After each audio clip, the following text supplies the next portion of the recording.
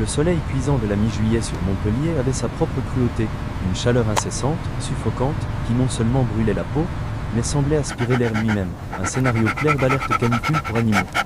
L'adjudant Antoine, Tony, Roussel le sentit à l'instant où il sortit de son véhicule de patrouille, une Renault Mégane de la police nationale. L'asphalte miroitait sous lui, des vagues de chaleur s'élevaient du sol comme si la ville exhalait un long et pénible soupir de fournaise. Il patrouillait ces vastes faubourgs de l'Occitanie depuis 12 ans. Il connaissait les routines, les vagues de chaleur meurtrières et les humeurs de la cité languedocienne. Mais aujourd'hui était différent, plus chaud, plus lourd, chargé d'une légère sensation d'inquiétude qu'il ne pouvait expliquer, un signe avant-coureur de tragédie d'hyperthermie chez un chiot. Même les foules animées qui marchandaient sur l'esplanade du Polygone, le centre commercial à ciel ouvert, semblaient amorphes, se déplaçant dans l'air épais comme si elles poussaient contre un mur invisible de chaleur oppressante. Des familles traînaient des sacs de courses sur l'immense parking. Des adolescents filmaient de rapides vidéos TikTok à l'ombre clairsemée des platanes en bordure. Des visiteurs du nord de la France marchaient avec les joues rouges, s'éventant avec des dépliants pour le musée Fabre. Et autour d'eux se trouvaient des rangées interminables de voitures garées, des fours métalliques brûlés par le soleil, dont les vitres reflétaient la lumière blanche et aveuglante du soleil d'été français dans toutes les directions. Tony était à la moitié de son service quand l'appel arriva par son talkie-walkie, coupant net le bavardage habituel sur une tonalité urgente et glaçante. Unité 7 à 14, attention, deuxième signalement d'un chien en détresse enfermé dans un véhicule. Parking côté est, près des boutiques outlet de Saint-Jean-de-Védas. Deuxième signalement, ce mot agrippa Tony plus fortement que la chaleur elle-même. 20 minutes plus tôt, il avait répondu à un appel étrangement similaire, un Jack Russell paniqué à l'intérieur d'une fourgonnette avec une fenêtre entr'ouverte d'1 pouce seulement, tandis que ses propriétaires s'excusaient, insistant qu'il s'était absenté, juste 5 minutes, pour prendre une glace artisanale ou un pastis. 5 minutes d'été français peuvent tuer un chien. Il les avait avertis, documenté l'incident, et essayé de refouler le souvenir. Mais les yeux tremblants et terrifiés du petit terrier étaient restés gravés, longtemps après que les propriétaires irresponsables soient partis. Et maintenant, un autre appel urgent. Ce n'était pas une coïncidence. C'était un danger extrême pour les animaux qui se répétaient sous un soleil brutal. Et quelque part dehors, une petite vie précieuse pouvait déjà être en train de s'effondrer sous des températures qui pouvaient facilement dépasser les 50 degrés Celsius à l'intérieur d'une voiture verrouillée, un cas évident de cruauté animale par négligence. Il se déplaça avec une urgence immédiate, ses yeux scannant les rangées de véhicules tandis qu'il arpentait le parking éblouissant. Le soleil éblouissait chaque pare-brise, transformant le lieu en un labyrinthe aveuglant de lumière. Au premier coup d'œil, rien ne se distinguait. Pas d'aboiement frénétique, pas de grattage sur le verre, aucun mouvement perceptible derrière les vitres teintées. Puis il l'entendit, un son si faible qu'il l'aurait presque confondu avec un bruit de métal se refroidissant. Un minuscule, fragile gémissement d'un chiot en détresse critique. Tony s'arrêta net. Le bruit de fond du parking, le bavardage des touristes, les portières de voitures qui claquent, le grondement des moteurs, s'estompa instantanément sous ce seul son déchirant et désespéré. Il revint, faible, fragile, une supplique douce et mourante portée par l'air brûlant, signalant un animal en danger imminent de mort par coup de chaleur. Il suivit le gémissement avec une urgence croissante et nauséeuse, se faufilant entre de grands SUVs et des berlines poussiéreuses jusqu'à atteindre une vieille voiture grise avec une peinture délavée par le soleil et un rétroviseur latéral fissuré. Les vitres étaient à peine ouvertes, peut-être 1 centimètre inutile dans cette chaleur. Une vague d'air surchauffé irradia immédiatement du métal. La voiture ressemblait à un four scellé, un crématorium en fonctionnement. Tony pressa sa main contre la vitre passager. Le verre était brûlant, du genre à calciner instantanément les coussinets d'un chien. À travers l'éblouissement, l'intérieur n'était qu'ombre sombre et suffocante. Pourtant, il l'entendit à nouveau, un gémissement doux et brisé disparaissant dans la chaleur oppressive et mortelle. Quelque chose était à l'intérieur. Quelque chose de petit et fragile. Quelque chose qui s'accrochait à peine à la vie, nécessitant un sauvetage animal d'urgence immédiat. Il leva son talkie-walkie, sa voix coupant l'air sec comme un couteau. Centrale, j'ai un chien dans un véhicule verrouillé montrant des signes clairs de coups de chaleur grave et de détresse. Je demande l'autorisation immédiate de briser, nous manquons cruellement de temps. La réponse vint rapidement, inébranlable sur les ondes. Autorisation accordée. Sauver l'animal, adjudant Roussel. Il ne perdit pas une seconde précieuse. Tony déplia sa matraque télescopique réglementaire, planta ses pieds sur l'asphalte chaud et frappa sèchement la vitre passager.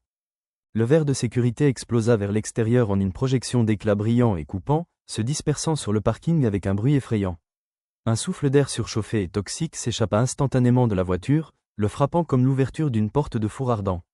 Cela lui coupa le souffle pendant un moment terrifiant, soulignant l'urgence absolue et écœurante de ce qui était piégé à l'intérieur, nécessitant une intervention héroïque de la police.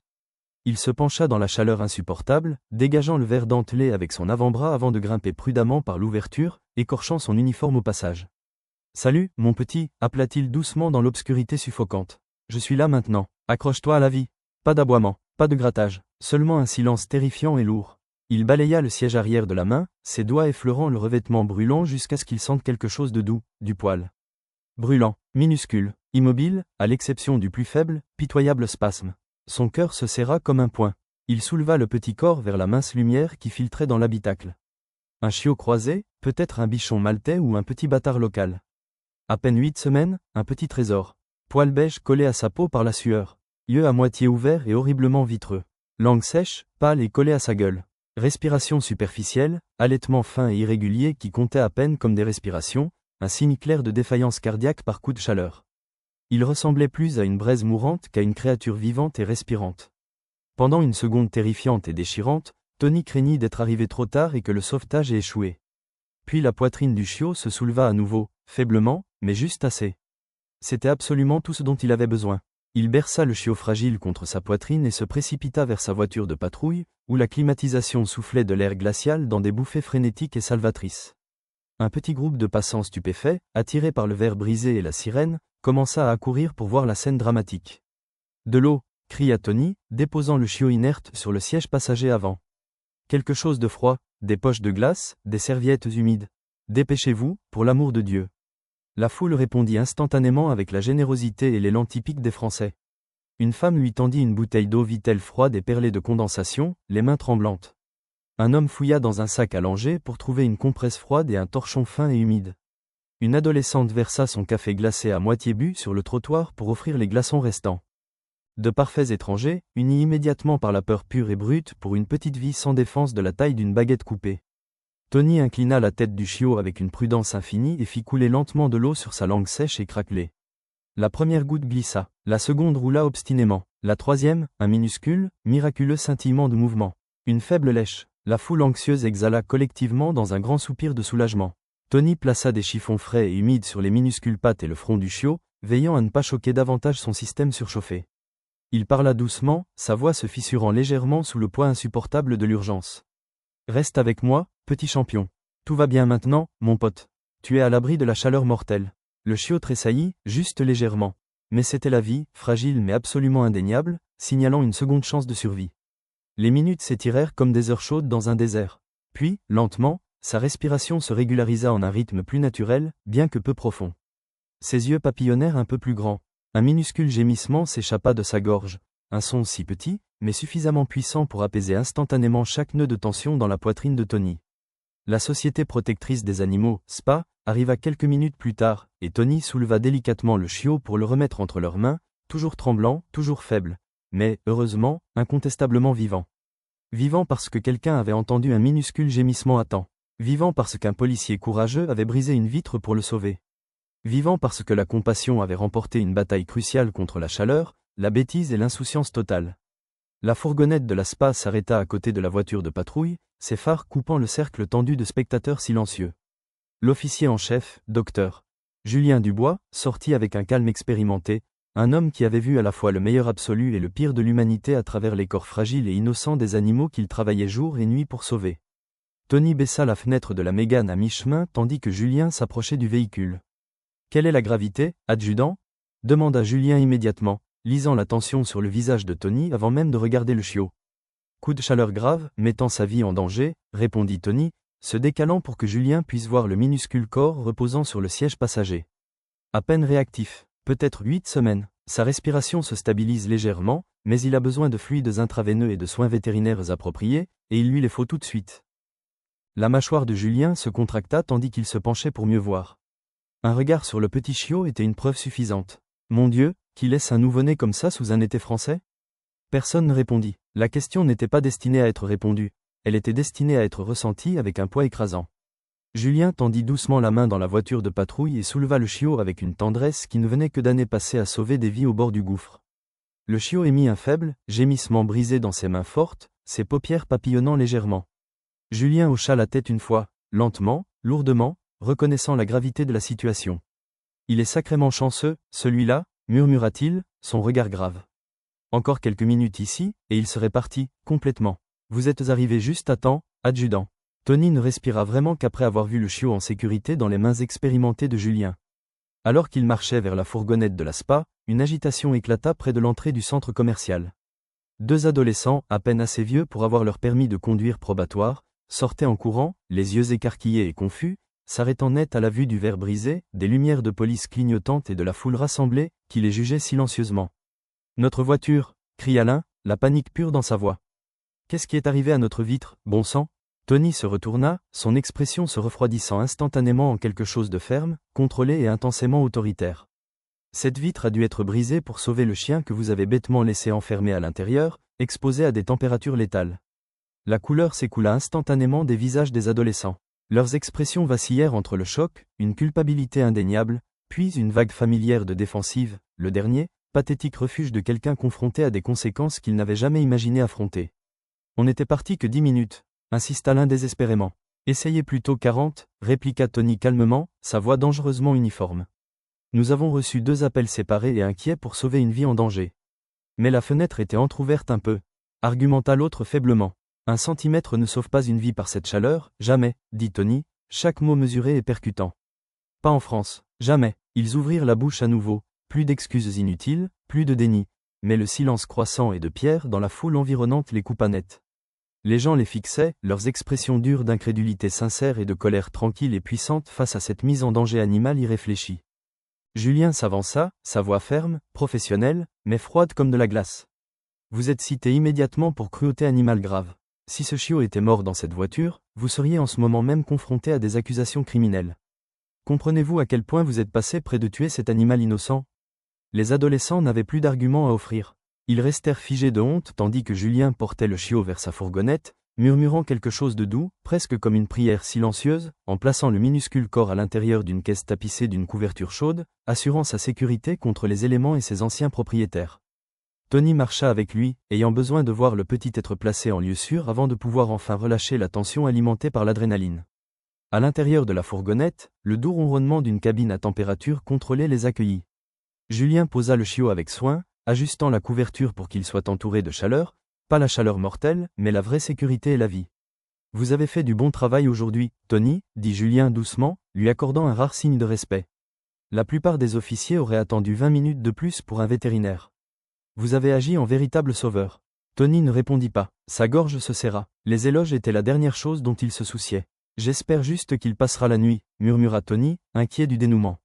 C'est un battant, dit Julien. Et il a maintenant une chance réelle de rétablissement complet. Tony expira lentement, la terrible tension s'apaisant de ses épaules pour la première fois depuis qu'il avait entendu le fragile gémissement. Il regarda la fourgonnette s'éloigner, les feux arrière rouges brillants comme des balises d'espoir tandis qu'il disparaissait dans la nuit tombante. Il resta là longtemps après qu'elle fût partie, fixant l'espace vide qu'elle avait laissé derrière elle. Quelque chose en lui restait irrévocablement lié à ce minuscule cœur battant et combattant. Le retour à la station fut plus silencieux que d'habitude, bien que, silence, ne rende pas tout à fait l'atmosphère. C'était le genre de silence lourd qui suit les tempêtes, celui qui bourdonne d'adrénaline résiduelle et de souvenirs se rejouant en boucle clinique et indésirable. La voiture de patrouille sentait encore faiblement le poil chaud et la glace fondue. Une combinaison étrange, mais pas désagréable. Cela lui rappelait l'instant précis où la langue du chiot avait tressailli vers l'eau, une étincelle de vie têtue refusant de s'éteindre. À l'intérieur du poste, les lumières fluorescentes bourdonnaient au-dessus de sa tête. Le brigadier-chef Michel Durand leva la tête brusquement lorsque Tony entra, notant la minuscule poussière de verre brisée sur son uniforme. « Un appel difficile, Tony ?» demanda-t-il, haussant les sourcils. « Chiot dans une voiture fermée ?» répondit Tony, la voix serrée par le choc persistant. « Coup de chaleur, très grave. » Michel secoua tristement la tête. « Chaque été, Tony ?» murmura-t-il sombrement. « Chaque maudit été, la même bêtise. » Tony remit ses notes d'incident, puis hésita, juste un instant, avant d'appuyer ses 2 paumes à plat sur le bureau. Sa respiration ralentit enfin, l'adrénaline s'estompait enfin, laissant derrière elle quelque chose de plus lourd, l'épuisement et un profond sentiment de responsabilité. « Tu vas bien, mon ami ?» demanda Michel à nouveau, reconnaissant le regard dans le vague. « Ça ira, » dit Tony doucement, regardant au-delà du brigadier-chef. « Ça fait juste, réfléchir sur les petits, sur tes chiens à la maison ?» Tony hocha lentement la tête, pensant à ses fidèles compagnons. Max, Lucie, et la vieille Fidèle. À la mention de Fidèle, une douleur tranquille et familière fit surface. Fidèle avait été son roc, son réconfort silencieux, la compagne dévouée qu'il avait soutenue à travers la perte de son père, les longues gardes et les jours plus sombres qu'il n'admettait. Il l'avait perdue il y a des années, mais son souvenir marchait à ses côtés dans des moments comme celui-ci, doux, réconfortant, d'une force inouïe. Elle aurait léché la face entière de ce chiot, murmura Tony avec un sourire faible et fatigué. Oui, Tony, répondit Michel gentiment, avec respect. Les chiens ont le genre de cœur immense que nous, les humains, ne méritons tout simplement pas. Tony ne pouvait qu'être d'accord. Il s'assit à son bureau et commença le long et fastidieux travail de paperasse. Récit étape par étape, heures exactes de l'appel de détresse. Note de température dans la voiture. Déclaration de témoins. L'incident devait être documenté de manière clinique et précise, mais tandis qu'il écrivait, des morceaux de la nuit continuaient de se glisser dans ses pensées professionnelles. L'immobilité sans vie du chiot. La première minuscule, pleine d'espoir, lèche d'eau. Les respirations tremblantes et résolues d'un combattant. Le sentiment d'une vie qui redémarre sous sa paume déterminée. Au moment où il termina le rapport détaillé, la station était devenue complètement silencieuse. Les téléphones sonnaient moins souvent, les conversations réduites à des murmures bas et conspirateurs. Le calme doux et feutré des heures tardives de la nuit s'installa sur tout. Tony enregistra le rapport, rassembla ses affaires personnelles et sortit à nouveau dans la chaleur.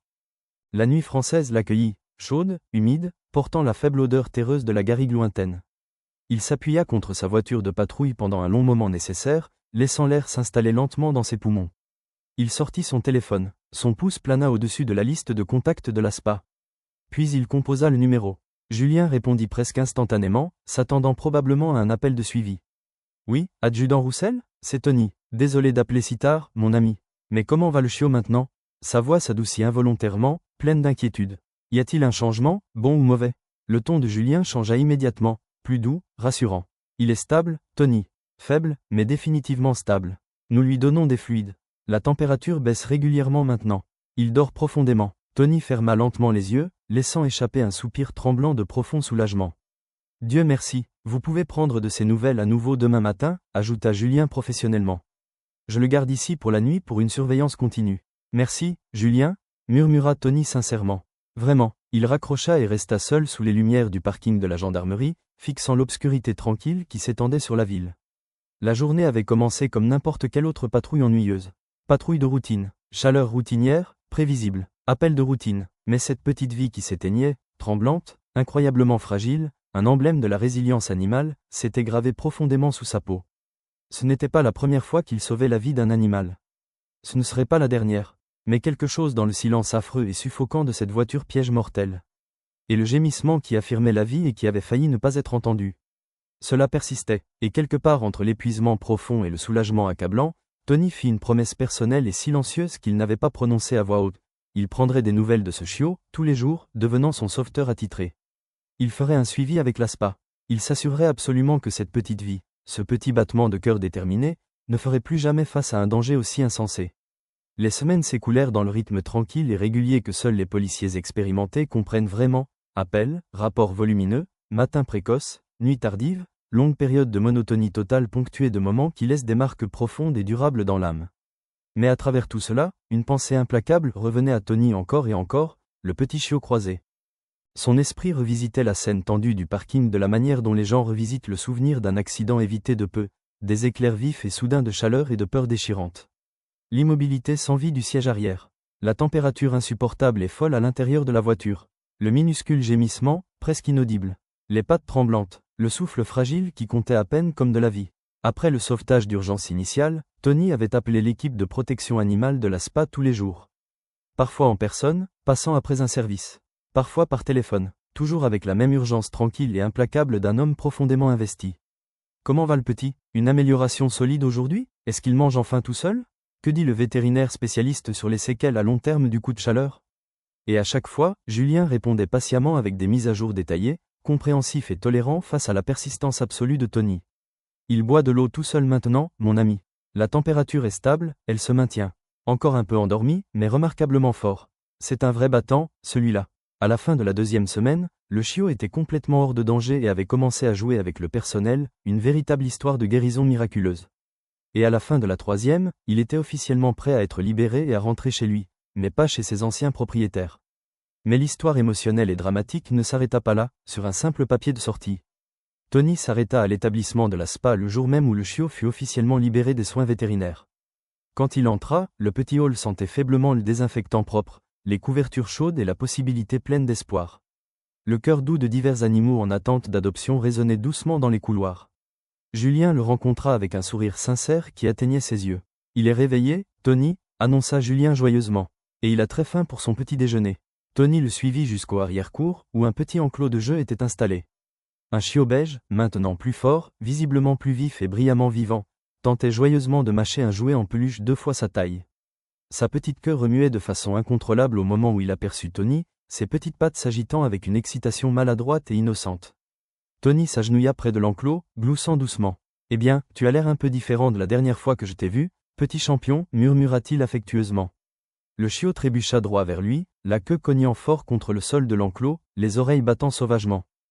Tony passa la main à travers les barreaux et le gratta derrière l'oreille, sentant quelque chose de chaud se répandre profondément dans sa poitrine, un sentiment de pure récompense de sauvetage non frelaté. « Vous l'avez sauvé, Tony ?» dit Julien doucement derrière lui, observant la scène. « Il serait définitivement mort si vous étiez arrivé même quelques minutes plus tard. » Tony ne répondit pas. Sa gorge se serra trop soudainement pour les mots de remerciement. « Savez-vous comment le personnel du refuge a décidé de le nommer après l'opération de sauvetage dramatique ?»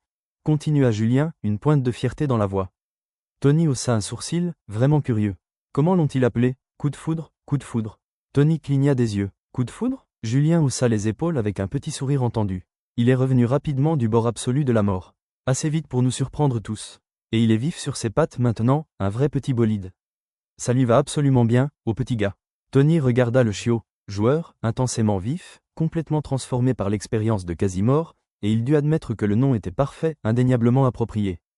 Coup de foudre, répéta-t-il doucement, caressant doucement la tête du chiot. Oui, mon pote, ce nom te va à merveille. Le chiot aboya, minuscule, aigu, et incontestablement fier de lui-même en signe de reconnaissance. Quelques jours plus tard, Tony revit les adolescents, non par coïncidence, mais par obligation légale. Il devait assister à une orientation obligatoire sur la sécurité animale pour compléter le suivi imposé par le tribunal du département pour les graves citations de cruauté. Ils arrivèrent visiblement mal à l'aise, mais leur défi initial avait complètement disparu. Leur arrogance s'était estompée en autre chose, de la honte, peut-être. De l'embarras, un lourd sentiment de conséquence. Lorsqu'on leur montra la gravité des cas réels de coups de chaleur chez les animaux, ils se turent, les yeux écarquillés. Lorsque le vétérinaire expliqua à quel point coup de foudre était passé près d'une mort irréversible, leurs visages devinrent pâles de peur et de remords. Et lorsque Tony entra calmement à la fin de la session pour la paperasse finale, les 2 adolescents se levèrent maladroitement et respectueusement pour le saluer. « Adjudant Roussel, nous voulons juste vous dire, mon adjudant. On ne savait honnêtement pas qu'il faisait si chaud là-dedans, monsieur. Nous sommes vraiment, sincèrement désolés. » Tony les étudia pendant un long moment. Non pas comme un policier, non pas comme un accusateur, mais comme un homme qui avait déjà vu le remords sincère, et aussi son contraire creux et manipulateur. Ces 2 jeunes semblaient sincères et profondément ébranlés. « Apprendre fait partie de grandir, les gars, » dit Tony calmement, maintenant sa voix ferme mais égale. « Mais on n'obtient pas une seconde chance avec une vie une fois qu'elle est partie. Ni celle d'un chien, ni celle de qui que ce soit. Assurez-vous absolument de ne plus jamais mettre un animal en danger. » Les 2 hochèrent vigoureusement la tête, leur remords évident. « Nous ne le ferons pas, monsieur. Plus jamais, nous vous le promettons. Je suis sérieux, les gars, » ajouta Tony, enfonçant son message avec gravité. Ils hochèrent à nouveau la tête, lentement cette fois, comprenant l'immense poids de leur promesse. Lorsqu'ils se retournèrent pour voir Coup de foudre, qui se dandinait vers eux avec une excitation innocente, le soulagement massif sur leur jeune visage adoucit quelque chose de profond dans la poitrine de Tony. Ils s'agenouillèrent soigneusement à côté du chiot, le laissant lécher leurs mains, s'excusant doucement auprès de l'animal même s'ils ne pouvaient pas comprendre pleinement leurs mots. Mais peut-être que, d'une manière plus profonde et purement animale, ils pouvaient déjà pardonner. Coup de foudre remua la queue sans la moindre hésitation ni rancune. Les chiens ne gardaient pas rancune pour les erreurs passées. Ils vivaient complètement dans le moment présent et pardonnaient, d'une manière que les humains comprenaient ou pratiquaient rarement. Les adolescents partirent ce jour-là avec leur citation complétée, leur avertissement documenté, et Coup de foudre confortablement bercé dans les bras de Julien, attendant son foyer d'adoption officiel. Ils étaient mieux informés, humiliés par leur quasi-tragédie, et portaient maintenant une responsabilité dont ils comprenaient le poids. Des semaines plus tard, un dimanche matin chaud, Tony se retrouva debout sur un trottoir tranquille dans un quartier pavillonnaire de Toulouse. Il n'était pas en service. Il n'était pas là pour un appel. Il était là simplement parce qu'il avait été invité personnellement à la fête d'adoption. Coup de foudre bondit joyeusement à travers le petit jardin bien entretenu, les oreilles battantes, les pattes encore légèrement incoordonnées à cette charmante manière de chiot. Les adolescents, maintenant ses propriétaires officiels, plus attentifs que jamais, portant des bouteilles d'eau et des parasols comme si le soleil du sud-ouest était une menace constante, gardèrent un œil vigilant et responsable sur lui. Tony se tenait à côté d'une vieille amie de sa défunte fidèle, une voisine qui le connaissait depuis des années. Elle sourit chaleureusement à l'énergie pure et débridée de coups de foudre. « C'est un petit gars très chanceux, Tony, dit-elle, sa voix pleine d'émotion. Tony hocha la tête en accord, regardant le chiot jouer. « Oui, répondit-il doucement. Il l'est vraiment. » Coup de foudre repéra Tony, son sauveur, et courut vers lui à toute vitesse, maladroitement, la queue remuant comme si elle allait le catapulter en l'air. Il dérapa jusqu'à un arrêt maladroit et affectueux et patouilla les chaussures de Tony, exigeant l'attention qu'il savait absolument qu'il recevrait. Tony s'agenouilla et lui frotta la tête, sentant le poil doux et en pleine croissance rapide. « Tu grandis vite, n'est-ce pas, mon petit ?» dit-il avec un sourire sincère et chaleureux. « Continue comme ça, coup de foudre.